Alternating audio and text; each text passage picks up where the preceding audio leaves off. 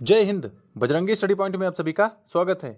साथियों, ईरान और इजराइल के युद्ध ने पूरी दुनिया में अफरा तफरी मचा दी है, जिसमें हमारा इंडिया भी इससे बहुत प्रभावित हो चुका है, क्योंकि लगातार इस महायुद्ध से जो भी नेचुरल रिसोर्स थे, चाहे पेट्रोलियम हो, चाहे क्रूड ऑयल हो, चाहे गैस हो, उन सब की सप्लाई पर कहीं ना कहीं रिडक्शन लगा है। और हमारे इंडिया में भी सिलेंडर इतने महंगे हो गए हैं, और महंगे छोड़िए, मिल ही नहीं रहे हैं। तो बात करेंगे सिलेंडर महंगे क्यों हो रहे हैं और ईरान इजराइल युद्ध से भारत पर क्या असर पड़ सकता है, क्योंकि ये तो अभी सिर्फ शुरुआत है। तो चीजों को हम लोग बिल्कुल आसान भाषा में समझने की कोशिश करेंगे कि किन किन क्षेत्रों पर इसका असर पड़ सकता है, कि जैसे कि तेल की कीमतें बढ़ेंगी, महंगाई बढ़ेगी, शेयर बाजार या रोजगार, यानी इंडिया भी इस युद्ध के प्रभाव से अछूता नहीं रहेगा, जिसके झलक आप लोगों के सामने है एलपीजी के दाम बढ़ने के रूप में। और युद्ध कब तक चलेगा, कब तक खत्म होगा, इसकी भी चर्चा की जाएगी। चलिए स्टार्ट करते हैं, और अगर आपको वीडियो अच्छा लगे तो इसको लाइक जरूर कर दीजिएगा। तो भाई, सिर्फ अमेरिका अपने जो सुपर पावर उसको मेंटेन रखने के लिए ईरान और इजराइल के युद्ध को लगातार बढ़ाया जा रहा है, क्योंकि अगर अमेरिका चाहे तो इस युद्ध पर कभी भी विराम लग सकता है। लेकिन क्योंकि अमेरिका को अपनी बात मनवानी है, इसीलिए अभी तक ये युद्ध रुक नहीं पाया है। और इंडिया में सिलेंडर हाइप हो गए हैं। हालांकि भारत सरकार इसके पीछे भी अपनी सारी तैयारियां कर रही है, लेकिन अब ये किसी के हाथ में नहीं है, क्योंकि अगर नेचुरल गैस और पेट्रोलियम की सप्लाई रुकेगी तो चीजें महंगी होंगी। चलिए अब आगे बात करेंगे। जैसा कि आप सबको पता है, देश भर में एलपीजी की कमी हो गई है। बुकिंग करने के बाद भी सिलेंडर नहीं मिल रहे हैं। और जैसा कि कर्नाटक हो गया, मुंबई हो गया या गुजरात हो गया, इन सभी जगहों के रेस्टोरेंट अब बंद होने की कगार पर हैं। तो सिलेंडर की बहुत ज्यादा किल्लत हो गई है देश में। हालांकि उसके लिए सरकार भी अपनी तरफ से जो भी हो सकता है उसको कर रही है। तो ये सिर्फ इंडिया में ही नहीं है, पूरी दुनिया भर में गैस सिलेंडर की इमरजेंसी जैसी लग गई है। और 25 देशों में लॉकडाउन का खतरा भी हो चुका है। लॉकडाउन का मतलब जैसा कोविड में हुआ था ऐसा नहीं, क्योंकि जैसे देखिए, अगर क्रूड ऑयल या पेट्रोलियम की सप्लाई होगी नहीं तो फिर चीजें चलेंगी ही नहीं, और अगर चीजें नहीं चलेंगी तो सारी चीजें ठप्प हो जाएंगी और मंदी जैसी सिचुएशन आ जाएगी। तो ये इन सब बुढ़ऊ के चक्कर में हो रहा है। अपनी तानाशाही या अपना सुप्रीमेसी दिखाने के लिए पूरी दुनिया को इस युद्ध के संकट में झोंक रहे हैं, और ये इजराइल भी इन्हीं के कहने पर चल रहे हैं। हालांकि इनको लगता है कि इन्होंने इनको निपटा दिया है, खामनेई को, लेकिन पता नहीं असल में सच्चाई क्या है, कि असल में ये निपट गए हैं कि अभी जिंदा हैं। लेकिन इनकी जगह दूसरे लीडर ने अपनी जगह ले ली है और उन्होंने अपना काम शुरू कर दिया है। तो सारी दुनिया में लगभग अफरा तफरी सी मची हुई है, क्योंकि ये युद्ध सिर्फ इन दोनों के बीच में ही नहीं, पूरी दुनिया में हो चुका है। क्योंकि भाई, उसका जब प्रभाव हर जगह है तो युद्ध हर जगह ही चल रहा है। और हमारी सरकार का क्या है, तो भाई केंद्र सरकार या हमारी जो भी स्टेट गवर्नमेंट है, लगातार जो भी डिस्ट्रीब्यूटर हैं उनसे लगातार कांटेक्ट बनाए हुए हैं। और एक इमरजेंसी मीटिंग भी सरकार द्वारा बुलाई गई थी कि कैसे इस सप्लाई को और बढ़ाया जाए या कैसे इस किल्लत को कम किया जाए। उस पर सरकार ने अपने जो भी अपनी तरफ से कदम उठाने थे उन्होंने फैसला लिया है। और ये भी सख्त हिदायत दी है कि अगर कोई भी ये जो डोमेस्टिक, ये लाल वाला जो आपको दिख रहा है, ये डोमेस्टिक है, इसको डोमेस्टिक गैस बोलते हैं। और ये वाला जो दिख रहा है ये कॉमर्शियल गैस होता है।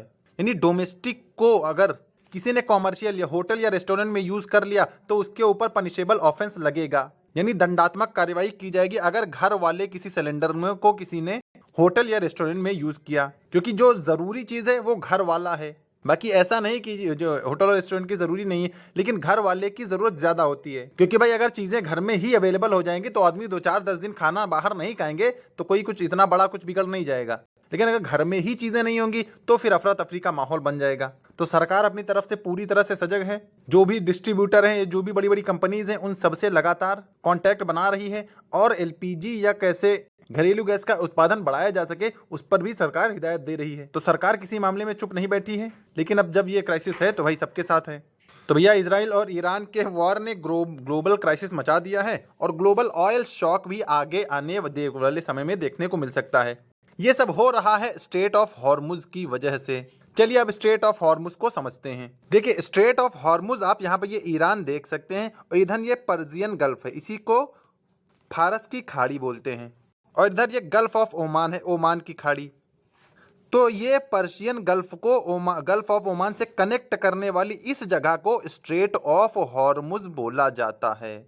और चूंकि यहाँ पर पूरा ईरान का कब्जा आप यहाँ पे देख सकते हैं, तो ईरान यहाँ से जो भी शिप या कंटेनर यहाँ से पहले गुजरते थे, अब उन पर उसने बैन लगा दिया है। अब यहाँ से कोई भी शिप या कंटेनर जो जिसमें पेट्रोलियम या नेचुरल गैस होता था, इस रास्ते आगे नहीं जा पाएगा। और इसके तुरंत बाद अरेबियन सी, और अरेबियन सी से ही हमारा देश सटा हुआ है। तो ईरान ने स्ट्रेट ऑफ हॉर्मुज को अपने कंट्रोल में कर लिया है और यहाँ से जो भी शिपमेंट या ट्रांसपोर्टेशन हो रहा है उन सबको बैन कर दिया है, क्योंकि ईरान भी ये चाह रहा है ना कि अगर हमने युद्ध की स्थिति फेस की है तो पूरी दुनिया भी उस युद्ध के प्रभाव को फेस करे, ताकि सबको ये समझ में आए कि अगर खाड़ी युद्ध चल रहा है तो सभी के ऊपर समस्या हो सकती है। तो अगर ईरान चाहे तो इसको जो बैन लगा है उसको हटा सकता है, लेकिन ईरान भी अपना दर्द सबको बताना चाह रहा है, सबको दिखाना चाह रहा है कि भैया देखो मैं क्या क्या झेल रहा हूं, अब तुम लोग भी वो फेस करो। और अभी ये सिर्फ शुरुआत है, क्योंकि जो मैक्सिमम ट्रांसपोर्टेशन होता है नेचुरल गैस का और पाइपलाइन का, पेट्रोलियम का, 80% से ज्यादा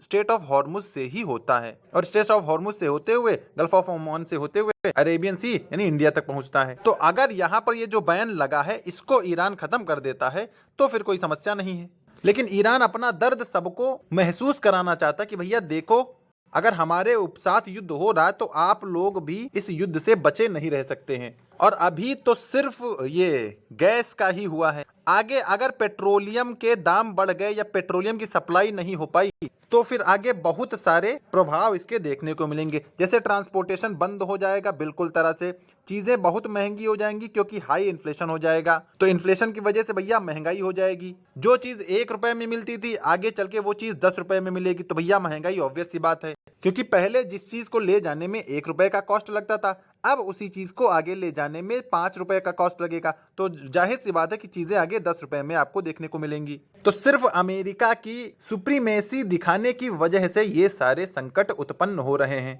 और इस चीज में यूएन तो बिल्कुल शांत बैठा हुआ है, कोई उसकी तरफ से एक्शन रिएक्शन हो ही नहीं रहा है। यानी ऐसा लग रहा है कि यूएन की प्रासंगिकता पूरी तरह से खत्म हो गई है। हालांकि भारत सरकार ने कहा है कि रिफाइनरियों में उत्पादन 25% तक बढ़ाया जाए जिससे गैस की किल्लत थोड़ा कम हो सके। हालात संभालने को गैस का उत्पादन और बढ़ाया जा रहा है, तो सरकार लगातार प्रयास कर रही है कि घरेलू गैस का प्रोडक्शन बढ़े ताकि जो सप्लाई है वो पूर्ति हो सके। लेकिन बुढ़ऊ ट्रंप को समझा दिया जाए कि भैया थोड़ा पागलपन अपना कम करो और हो सके तो इस युद्ध को रुकवा दो ताकि जो समस्या चल रही है अब आगे और भीषण ना हो। बाकी हमारी सरकार अपनी तरफ से पूरी तैयारी करेगी, लेकिन जब कच्चा तेल ही नहीं आएगा, अभी तो सिर्फ गैस की बात है, लेकिन जब जैसे रॉ मटेरियल कच्चा तेल ही नहीं आएगा तो फिर आगे समस्या हो जाएगी। तो फिलहाल बाकी चीजें ठीक हैं, लेकिन युद्ध नहीं रुकेगा तो बहुत सारे परिणाम इसके हमें आगे देखने को मिलेंगे। जैसे 2019 में लॉकडाउन लगा था वायरस की वजह से, तो अब की यहाँ पर लॉकडाउन टाइप से लगेगा पेट्रोलियम की सप्लाई ना होने की वजह से। देखिए नेचुरल गैस तो हमारे यहाँ प्रोडक्शन किया जा सकता है या बढ़ाया जा सकता है,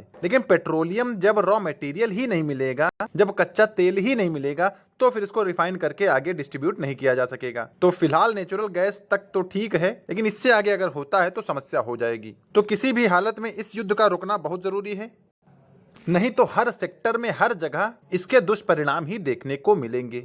और बाकी पूरी उम्मीद है कि ये जो एलपीजी की समस्या चल रही है सरकार उससे टैकल कर लेगी और धीरे धीरे सभी लोगों को सिलेंडर सही दाम पर मुहैया कराई जाएगी। और बाकी आपकी इस पर क्या राय है हमें कमेंट में बताइएगा, और आपको वीडियो कैसा लगा ये भी हमें कमेंट में बताइएगा। और बाकी ऐसे ही अपडेट पाने के लिए चैनल को सब्सक्राइब जरूर कर लें, क्योंकि जियो पॉलिटिक्स इस समय अलग ही लेवल पर है। तो जियो पॉलिटिक्स के और कौन से इशूज हैं, कॉन्सेप्ट हैं, उनको भी डिस्कस किया जाएगा। तो चैनल से कनेक्ट रहें और आपकी जो राय हो हमें कमेंट में बताएं।